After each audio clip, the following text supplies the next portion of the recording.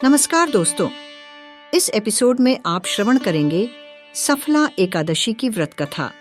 एक समय की बात है, धर्मराज युधिष्ठिर भगवान श्री कृष्ण से कहने लगे कि हे जनार्दन, मैंने मार्गशीर्ष शुक्ल एकादशी अर्थात मोक्षदा एकादशी का सविस्तार वर्णन सुना। अब आप कृपा करके मुझे पौष माह के कृष्ण पक्ष की एकादशी के विषय में भी बतलाइए। इस एकादशी का क्या नाम है तथा इसके व्रत का क्या विधान है, इसकी विधि क्या है और इसका व्रत करने से किस फल की प्राप्ति होती है। कृपया यह सब विधान पूर्वक कहिए। भगवान श्री कृष्ण बोले, पौष माह के कृष्ण पक्ष में आने वाली इस एकादशी को सफला एकादशी कहा जाता है। इस एकादशी को श्री हरि नारायण की पूजा की जाती है। जिस प्रकार नागों में शेषनाग, पक्षियों में गरुड़, यज्ञों में अश्वमेध और देवताओं में भगवान विष्णु श्रेष्ठ हैं, उसी तरह सब व्रतों में एकादशी का व्रत श्रेष्ठ है। जो मनुष्य सदैव एकादशी का व्रत करते हैं वे मुझे परम प्रिय हैं। इसका माहात्म्य मैं तुमसे कहता हूँ, ध्यान पूर्वक सुनो। चंपावती नगरी में एक महिष्मान नाम का राजा राज्य करता था। उसके 4 पुत्र थे। उनमें सबसे बड़े पुत्र का नाम लुम्पक था। लुम्पक महापापी था, सदा परस्त्री और वेश्यागमन तथा दूसरे बुरे कामों में अपने पिता का धन नष्ट किया करता था। सदैव ही देवता, ब्राह्मण, वैष्णवों की निंदा किया करता था। जब राजा को अपने बड़े पुत्र के ऐसे कुकर्मों का पता चला तो उन्होंने उसे अपने राज्य से निकाल दिया। तब वह विचारने लगा कि कहाँ जाऊं, क्या करूं। अंत में उसने चोरी करने का निश्चय किया। दिन में वह वन में रहता और रात्रि को अपने पिता की नगरी में चोरी करता। कुछ समय पश्चात सारी नगरी भयभीत हो गई। वह वन में रहकर पशु आदि को मारकर खाने लगा। नागरिक और राज्य के कर्मचारी उसे पकड़ लेते किंतु राजा के भय से छोड़ देते। वन में एक अति प्राचीन विशाल पीपल का वृक्ष था। उसी वृक्ष के नीचे वह महापापी लुम्पक रहा करता था।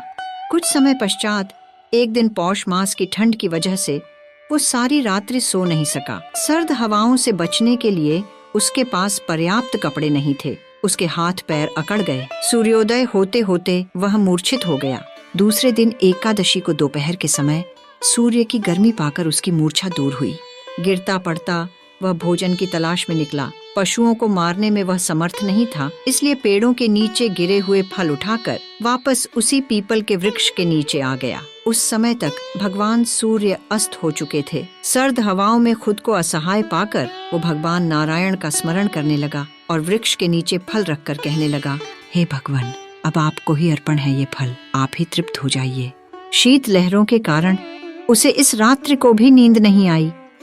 उसके इस उपवास और रात्रि जागरण से भगवान अत्यंत प्रसन्न हो गए और उसके सारे पाप नष्ट हो गए। दूसरे दिन सुबह एक अति सुंदर घोड़ा सुंदर वस्त्रों के साथ उसके सामने आकर खड़ा हो गया। उसी समय आकाशवाणी हुई, हे राजपुत्र, सफला एकादशी का नियम पूर्वक पालन करने के कारण श्री नारायण की कृपा से तुम्हारे समस्त पाप नष्ट हो गए हैं।